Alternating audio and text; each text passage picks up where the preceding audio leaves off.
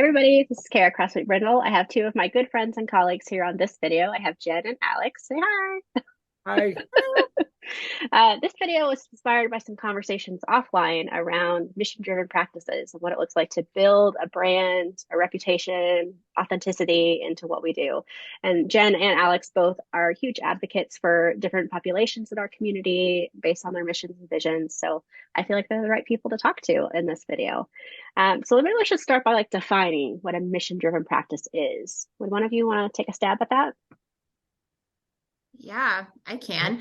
I actually pulled up our mission statement. You want to hear it? Love it. Yes, I would All love to. right. Okay. I have to move you guys out of the way for a second. Okay. So ours reads, so I feel like it's kind of a mixture. I'll talk about that in a second. So Realistic Serenity, the group practice that I own, is a mental health counseling practice that specializes in play therapy with children and adolescents. We have a special focus on supporting LGBTQ plus youth and their families. Our mission is to provide high quality, culturally competent mental health services to all members of our community. We believe that every person has the right to receive treatment that is respectful of their individual needs and experiences. We are committed to providing a safe and welcoming environment for everyone who comes through our doors. So when I was thinking about this, I kind of thought about, it's kind of, I think there's two parts of it. Part of it is what are just your values? And I guess some people define that as what is your why? Like, why do you do this? Why is any of this important to you?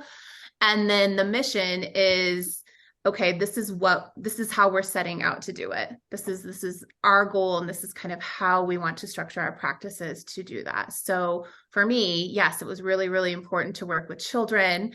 From the beginning, it was really important to me to be able to work with foster children. I had a special place in my heart for that. And then, as I, kind of grew, supporting LGBTQ youth became a huge, huge value and something that I wanted to reflect in the practice. And so that's how that part became more mission driven. I love that. Yes, and I have questions for you, but let's hear from Alex as well on how his mission vision looks. Yes.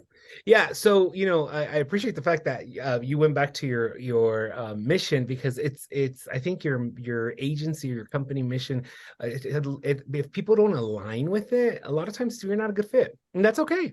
You make sure. I always tell people that when you look for a job or you look for a position, make sure that the mission and vision align with who you are, because that really plays a huge role. So our mission is to empower people to move forward in their lives, offering group and individual sessions in a safe, therapeutic, and healing space.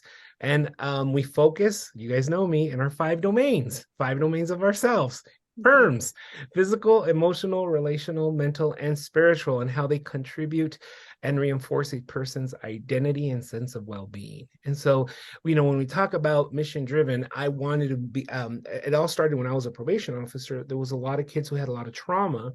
However, they were being referred to agencies or companies that focus on only the identified behavior or identified factor. They would not go with a holistic approach within the PERMs, right?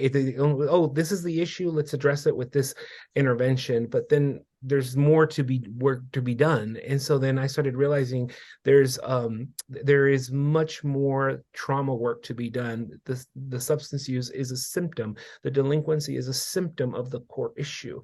A lot of the criminal behavior is a symptom. Why don't we just deal with it? And so a lot of people were losing their lives, their children, their ability to function in the community because of probation, parole, incarceration. And so I decided at Life Recovery, we're going to approach treatment from a therapeutic, holistic way. And then here we are, two agencies later. Yeah.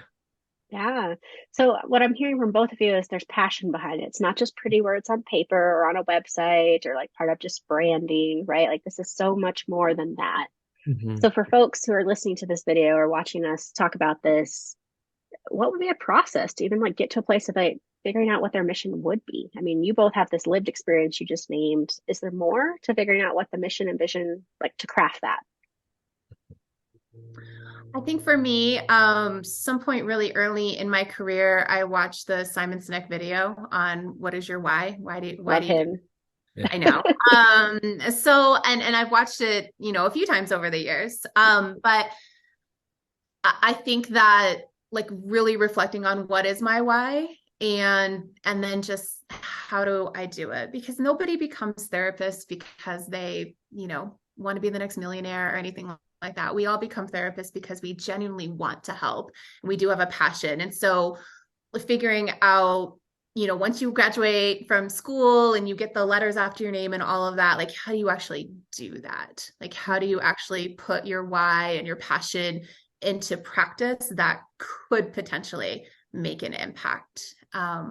That is kind of how mine was developed, I guess. So I'm hearing kind of like a roadmap of like recognizing your why and then like finding the path that like embodies that for And both of kind of you. like narrowing it down too. I mean, not that, we treat a whole bunch of variety of different things in the practice, right? But like there is a specific kind of niche, and that kind of informs who our clients are, informs who, like Alex said, certain clients are not interested in our practice, and that's fine.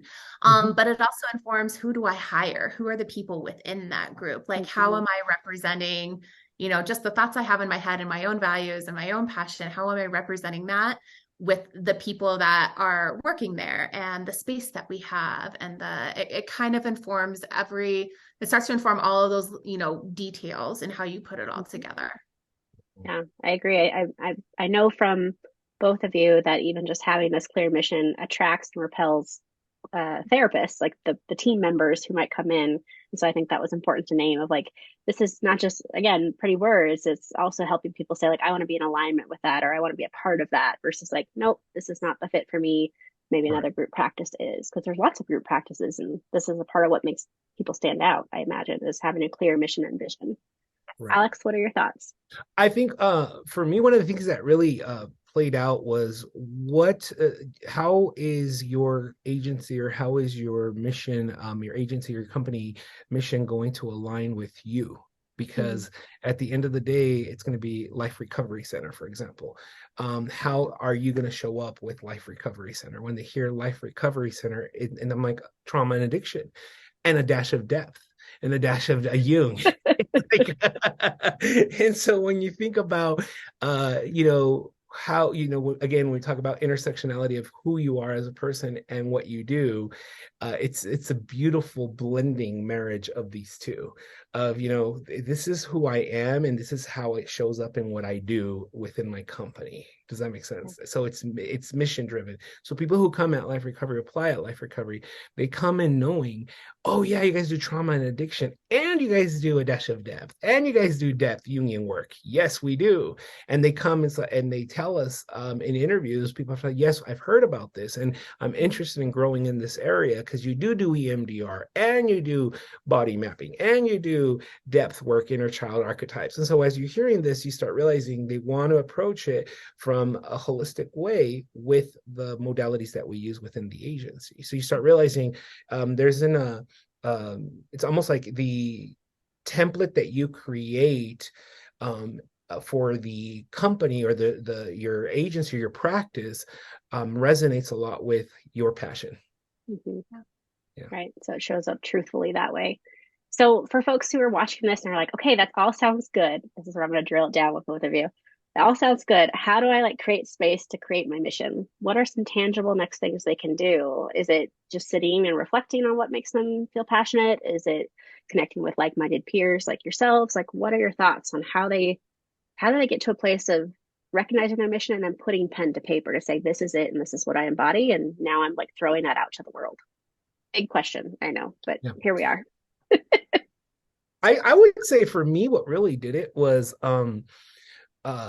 when I, as cheesy and simple as it sounds, I did a vision board. How do I envision me and my company? How do I envision that? And putting on, okay, I want programs for youth, I want programs for court mandate, I want programs for families, and Khara, you're gonna be like, what? And I want a nonprofit part of it. Yeah, that's a different video. Throw that over there. I want to, because my goal was eliminate all barriers to treatment. That's the thing. I want to eliminate all barriers to treatment. So therefore, I want individuals I want kids. I mean, adolescents, specifically adolescents, always adolescents. People know me. And for me, it's Medicaid, Medicaid, Medicaid, Medicaid. It's going to be focused on Medicaid. And so I did the vision board, and at first it's going to be overwhelming. And you had post-its all over the place. And I remember my husband, when he saw it, he was like, "What is this?" And I said, "That was life recovery envisioned." That, because he found the board. He's like, "What is this?" That's life recovery envisioned. That used to be what I back in 2014, 15, I did that. And my therapist told me that just write a vision board of what you want. Do it. And it helped form. And now it came to pass. Here we have it. Yeah. Yeah. It's so tangible, like seeing it Yeah. and then being like, and now I see it in real time. It's not Yeah. sticky notes anymore. It's here Yeah. in front of me. And it's not microwave style. It took years. It took time. And it Yeah. worked. Yeah. It's going to take time. Yeah. Mhm. Yeah. It didn't happen overnight. I love the vision board. That's so therapist-y. Yeah. I I mean, I did something similar. I kind of drew like the brainstorming bubble that you learn how to do in middle school. Like I kind of had a middle, and then I just started throwing things out. And it's definitely like morphed and changed over the years. I think mine was also, I wanted to be really accessible. I wanted to be able to break down barriers. And so, that's also why we chose to take Medicaid. We almost went back on that for a little while. There was a short period of time where we decided we were not going to take Medicaid anymore because there's just like hurdles with it. And it didn't sit well with me. It didn't align with my values. It felt icky. So we went back harder and decided we're just going all in. If we're going to take Medicaid, we're going to take it all. So that's kind of how we became very much an insurance-based practice. But for me, I wanted a safe space. I wanted a space where kids felt really comfortable and they felt like this was a place where they wanted to come and they were able to kind of let their guard down. I wanted a place where parents felt safe, like they felt like their kids were being cared for and they felt safe enough to ask questions. And then it became very, very important to me to have a space where it felt safe for our LGBTQ youth to be in and their parents to be in and know that they can ask questions and they can be unsure and all of those things. So, yeah, I think that was, I wanted, I don't know how to describe it. A space, a feeling. I wanted the energy, I guess, in the Yeah, space to be positive and absolutely. safe and comforting. So, Well, and it sounds like, as you both kind of alluded to just now, it's a work in progress. So like when you set your mission and your vision, it's something you have to revisit to make sure it's still in alignment or you're still embodying that. Maybe there are certain pivots that bring you closer to your vision and mission versus maybe someone recognizes they've strayed a little bit away from it and how do they come back. So I think that was important to reflect back to you, but for our viewers, and also like it's not just like it's done and you never think about it. Like you live it because that's what I'm hearing from both of you. You have right. to live it and make sure it still feels good, whether it's like sitting with you a certain way, like Jen, you shared, or the community knowing something about the business, being like, yep, that's reflected accurately. Like I feel like there's probably a lot of ways to measure, do I actually envision or am I still embodying that mission and vision over time? Yeah, sure. Absolutely. So, any final thoughts for our viewers when it comes to like, I'm hearing vision board, I'm hearing, brain bubble and mind mapping and all sorts of things to like get people to a place where they can really like put this out there. Any last thoughts for viewers on this process? I just want to reiterate the fact to be authentic with yourself and Yeah. don't think any crazy is not crazy. It's only crazy when we don't do it. It's like put it on paper, take the risk, go for it. Just go for it. When I thought Jungian archetypes, people are not going to adapt, they're not going to do this, and then lo and behold, everybody started coming, and a lot of people are really starting to see the impact of my passion, and are starting to see that it is effective, and they're starting to be grateful for it as well. And so it's like, you know what, if you got be that what is it that gosh, I'm lighthouse, be that lighthouse. Be that lighthouse. Let that fire, that torch from within you, be a lighthouse for many. Just shine and just find a way that you're going to shine and do it. Yeah. Jen? Very similar. I mean, yeah, be authentic. Just start with something and, write it down to a vision board, however, just kind of see what comes up authentically. But if you think about it, this isn't just a job. It's, you spend a huge portion of your life working, right? So what do you want to do with it? Like what do you want to do with it? It's what do you want to come out of it at the end? Like what was it all for?